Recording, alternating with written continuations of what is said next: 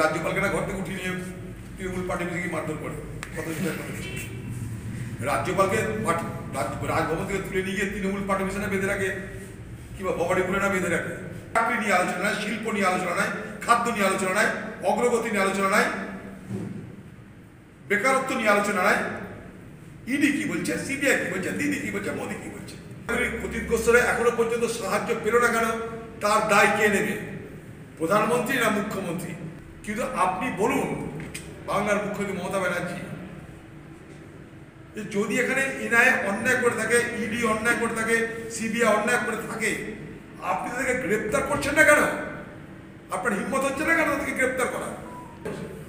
জলপাইগুড়ির ক্ষতিগ্রস্তদের কথা কিন্তু দিল্লিতে বলা হয়নি, সেটাকে মেকআপ করার জন্য রাজভবনে বলা হচ্ছে। কিন্তু জলপাইগুড়ির ক্ষতিগ্রস্তরা এখনো পর্যন্ত সাহায্য পেল না কেন? তার দায় কে নেবে? প্রধানমন্ত্রী না মুখ্যমন্ত্রী? এর আগেও আপনাদের বলেছি, মুখ্যমন্ত্রীর কাছে 2005 সালে কংগ্রেসের আমলে তৈরি করা ন্যাশনাল ডিজাস্টার রেসপন্স ফান্ড আইন করে তৈরি করা হয়েছিল, ন্যাশনাল ডিজাস্টার রেসপন্স অ্যাক্ট 2005। তাতে রাজ্যের হাতে টাকা থাকে, সেই টাকা এখনো বন্টন হলো না কেন? কেন নজর ঘোরাতে, কেন চোখ ঘোরাতে, কেন দৃষ্টিভঙ্গি ঘোরাতে, কেন আসল তথ্যগুলোকে লুকাতে? দিল্লিতে ধর্নার নাটক, রাজ্যপালের কাছে ধর্নার নাটক কেন করা হচ্ছে? করুন, কিন্তু সেগুলো তো খবরে আসার জন্য করা হচ্ছে। কাজের কাজ কিছু হবে না, আপনারাও জানেন, আমরাও জানি।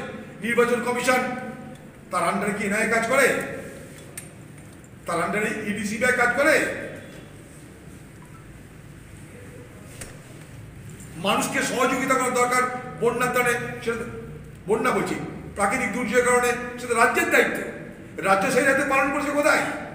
কেন্দ্র সেই দায়িত্ব পালন করেছে কোথায়? কোথায় কেন্দ্র, কোথায় রাজ্য? আমরা জানতে চাই।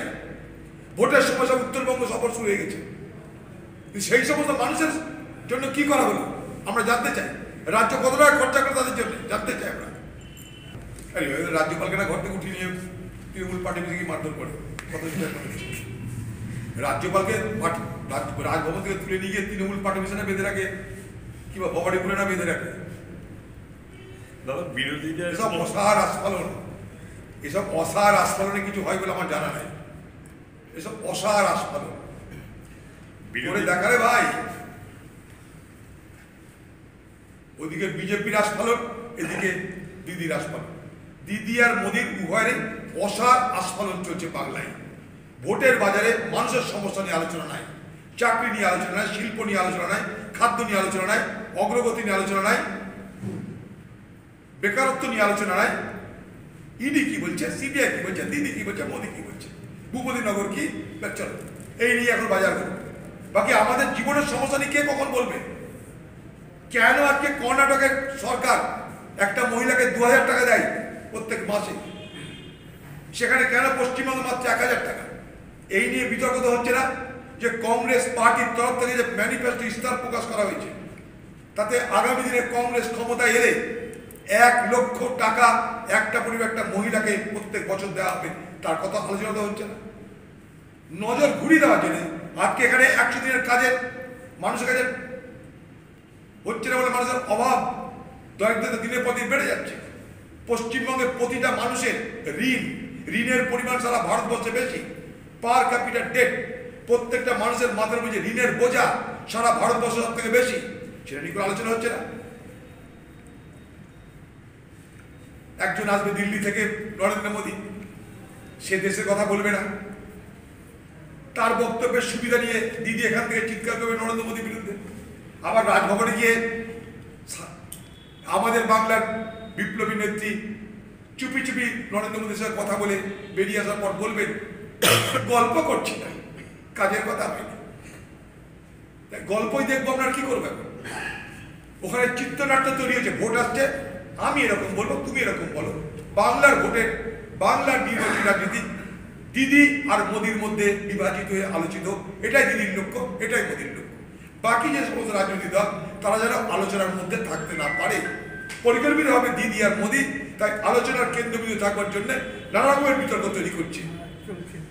এগুলো পরিকল্পিত কতগুলো বিভাজন, পরিকল্পিত কতগুলো নির্বাচনের প্রচারে তাদেরকে সবসময় যাতে গুরুত্ব দেয় মিডিয়া বা সাধারণ মানুষ আলোচনা নেয়, তাদেরকে যেন সবসময় ট্রেনে আনে, তার এটা কতগুলো প্রক্রিয়া, আর কিচ্ছু নেই।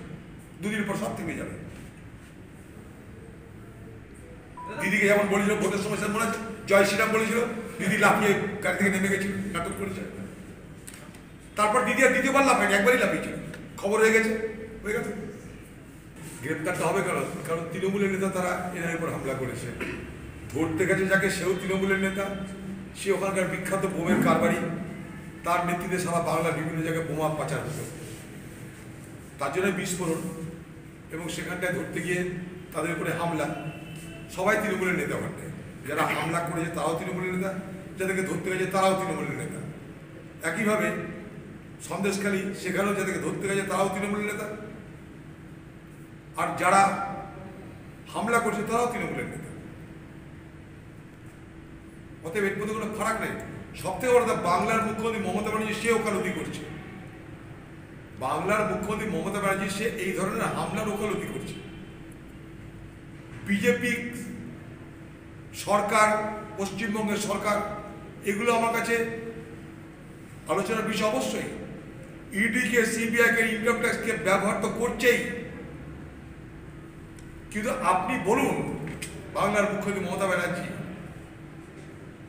যদি এখানে এনআইএ অন্যায় করে থাকে, ইডি অন্যায় করে থাকে, সিবিআই অন্যায় করে থাকে, আপনি তাদেরকে গ্রেপ্তার করছেন না কেন? আপনার হিম্মত হচ্ছে না কেন তাদেরকে গ্রেপ্তার করা?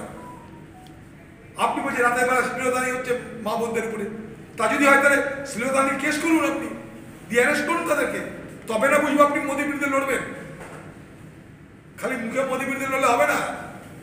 অ্যারেস্ট করছেন না কেন আপনি? সন্দেশখালী থেকে অন্যায় করে ধরতে গেছিল, অ্যারেস্ট করেননি কেন? উল্টে সাজান অ্যারেস্ট হল। শিবু সর্দার, উত্তম হাজার অ্যারেস্ট হলো, আপনি তাদের কথা মুখে আনছেন না। একদিন অনুব্রতকে আপনি দেশনায়ক বানিয়েছিলেন, সে গ্রেপ্তার হওয়ার পর তার কথা মুখে আনছেন না। এটা তো আপনার স্বভাব।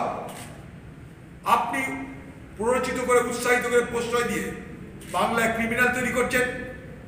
সেই ক্রিমিনালদের বিরুদ্ধে যে কোনো ব্যবস্থা নেই, সত্যি মিথ্যা পরের কথা, কিন্তু আপনি তার বিরুদ্ধে আইনত কোনো ব্যবস্থা নিতে পারছেন না কেন?